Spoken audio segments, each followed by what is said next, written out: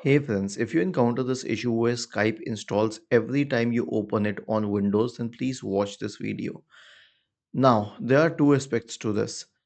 First of all, search for Skype, okay, and make sure that it is installed. One is that it is not installed and a part of the cloud package, and the other one is that it is locally installed. So if you find it here, then it is locally installed. If not, then you will have to install it separately. But I'll come to that later.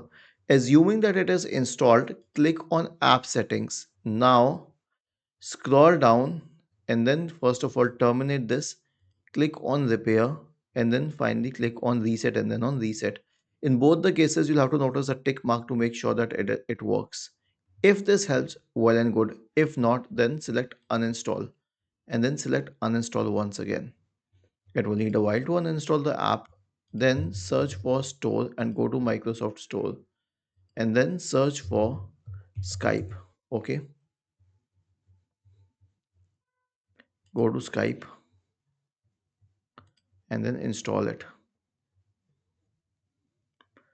Okay, it will need a while to reinstall. And in case it was not already installed on your system, even in that case, we'll have to install it. In 99.999% cases, this will fix the problem. And if it does not, then just perform an SFC scan. So search for command prompt in the Windows search bar and click on Run as Administrator.